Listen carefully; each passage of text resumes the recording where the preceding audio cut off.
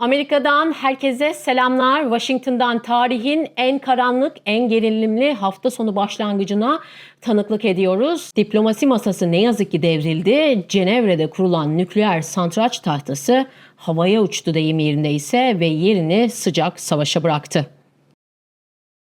Dün gece gelen savaş bilgisiyle sarsıldık. Pentagon ve İsrail Savunma Kuvvetleri İran'a yönelik beklenen o harekatı başlattı. İran operasyona Lion's Roar, Aslan Kükremesi adını verdi.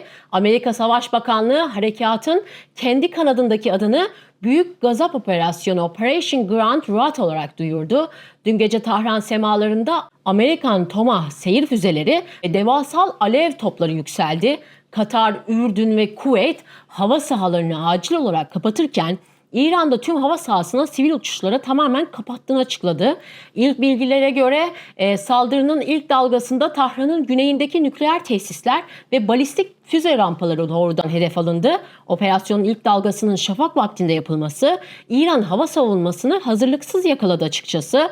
İsrail savunma yetkilileri İran'ın gelişmiş S-300 ve S-400 benzeri hava savunma sistemlerinin büyük ölçüde etkisiz hale getirildiğini bildirdi. Uydu görüntüleri dini lider Ali Hamenei'nin Tahran'daki yerleşkesinde ağır hasar olduğunu doğruluyor. Hamenei şu an dış dünya ile iletişiminin kesildiği ve güvenli bir sığınağa nakledildiği rapor ediliyor. Amerikan basını ise gelişmeleri yüzyılın hesaplaşması olarak manşetlere taşıyor.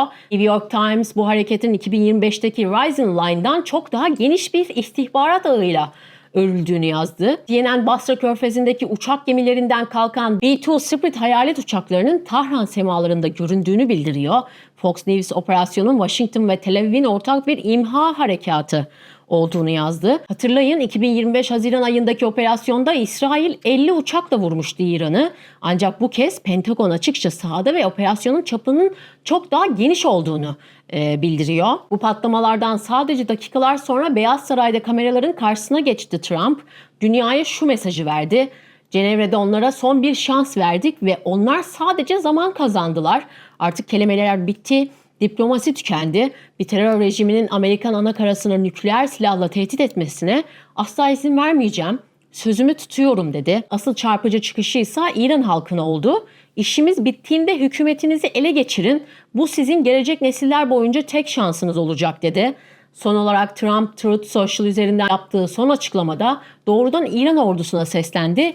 Ya silah bırakıp affedilin ya da kesin ölümle yüzleşin. Washington'ın artık sadece savunma değil, açık bir rejim değişikliği peşinde olduğunun ilanı sayılabilir. Trump ayrıca donanmalarını yok edeceklerini, füze endüstrisini yerle bir edeceklerini ilan etti. Operasyonun çapının daha da genişleyeceğinin sinyalini verdi. Washington'dan acil tahliye emri de gecikmedi. Amerika yönetimi İran'daki tüm vatandaşlarına derhal terk edin çağrısı yaptı ve hiçbir Amerikalıların hiçbir sebeple gitmemesi gerektiğini vurguladı. Bahreyn cephesi ise kelimenin tam anlamıyla ateş püskürüyor. Bahreyn'deki Amerika üssü İran füzeleri tarafından vuruldu. İran'ın yarı resmi Fars haber ajansı, Katar'daki Al Udeid hava üssü, Kuveyt'teki Ali Al Salem hava üssü, Birleşik Arap Emirlikleri'ndeki Al Dafra hava üssü ve Bahreyn'deki Amerika 5. Filo karargahı dahil olmak üzere bölgedeki Amerika askeri üslerini hedef aldığını bildirdi. İran saldırılarının ardından Hürmüz Boğazı'nı tüm gemi geçişlerine kapattığını duyurdu.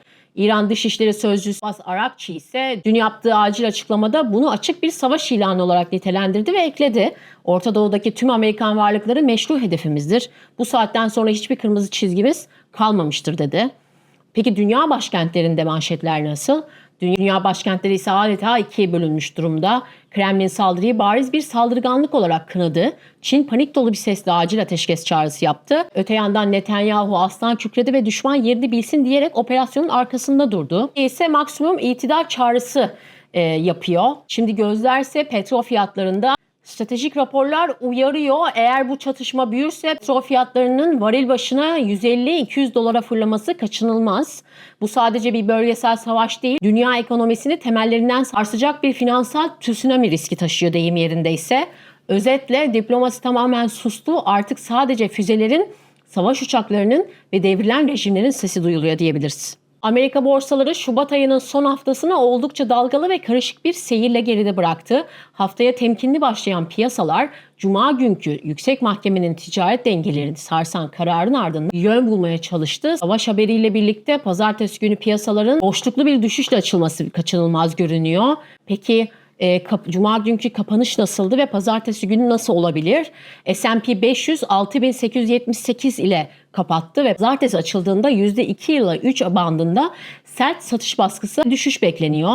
Dow Jones ise 48.977 ile kapattı. Sanayi ve havacılık hisselerinde savaş lojistiği kaynaklı yüksek bir volatilite öngörülüyor. Nasdaq ise 22.668 ile kapattı. Riskli varlıklardan kaçış ve yarı iletken tedarik zinciri endişeleriyle baskı pazartesi günü derinleşebilir. Altın ise 5278 ile kapatmıştı. Hafta sonu üstü piyasalarda 5400 dolar sınırına doğru güvenli liman hücumu gözlemleniyor. Bitcoin ise borsalar kapalıyken ilk darbeyi alan varlık oldu. Jeopolitik belirsizlik anlık likidite ihtiyacını tetikledi. Petrol ise 82.45 ile kapattı. Arz güvenliği ve rota kapanmaları endişesiyle pazartesi sabahı %5 plus primle açılması muhtemel görünüyor. Amerika Yüksek Mahkemesi'nin gümrük vergilerini durdurma kararı savaşın getireceği küresel lojistik tıkanıklık ve artan sigorta maliyetleri nedeniyle etkisini yitirmiş durumda.